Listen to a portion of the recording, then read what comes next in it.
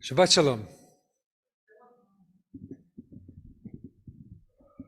My children, two little ones right here behind me, have started a habit over the last few months. See if they agree with me or not. Something will be familiar to every parent. They're on their school iPads, and on the screen, at a certain point, they say it's time to stop. And what do they say? 1 more minute. 1 more minute. 1 more minute.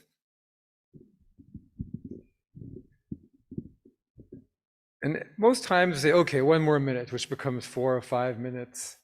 But there's one night a week where we don't say 1 more minute, we say, no, this time we're taking them out of your hand. It's really time to stop. And this is Friday afternoons when Shabbat is coming in. Because sometimes you just need to stop. We all have this 1 more minute, 1 more minute, 1 more this, 1 more that.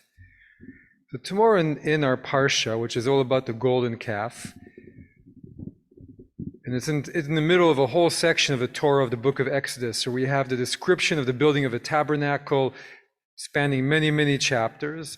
Right in the middle of this, right before the golden calf, God inserts the command to keep Shabbat. One of the many times that God gives this command, but this one is actually in a lot of detail. And it's introduced in a very interesting way. God says to Moses, speak to the Israelite people and say, nevertheless, you must keep my Sabbaths, for this is a sign between me and you throughout the ages. And continues on the seventh day there shall be a Sabbath of complete rest, holy to God. They shall keep the Sabbath, observing the Shabbat throughout the ages, the covenant for all time. It shall be a sign, for in 6 days Adonai made heaven and earth, and on the seventh day God ceased from work and took a deep breath and was refreshed. Vayinafash, we were just singing not too long ago. So why does God say, in this particular instance, nevertheless, you must keep my Sabbaths?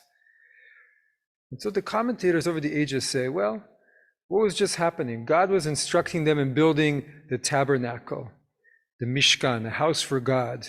And this was the most important thing that was happening for them. At Mount Sinai, they'd been passive, just receiving the Torah. When they walked through the Red Sea, they were just trying to get to the other side. But here God had given them a holy task to build a house for God with all the wisdom of their heart.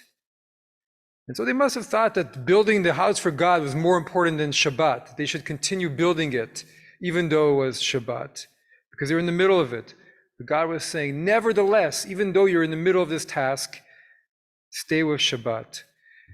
Another commentator, Rabbi says, this is because Shabbat was so important. It was the first commandment given after they crossed the Red Sea, and it's equal to all the other commandments put together.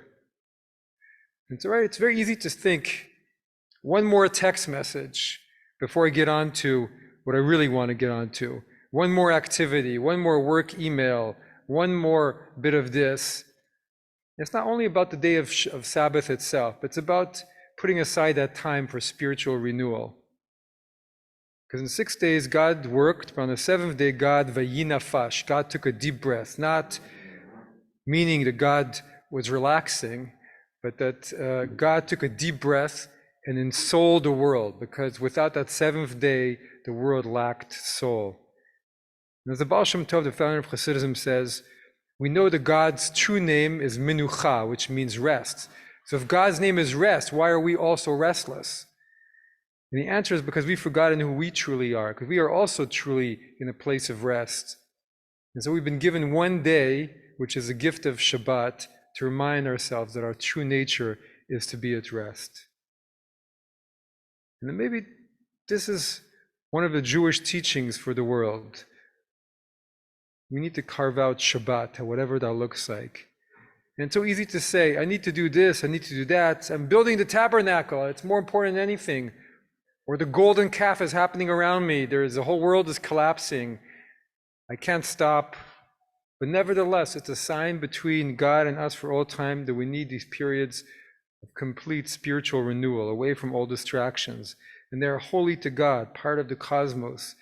They refresh us and they connect us to ourselves and enable our lives to be fully in line with the divine will and with the service and ideal that can help transform our world. Shabbat Shalom.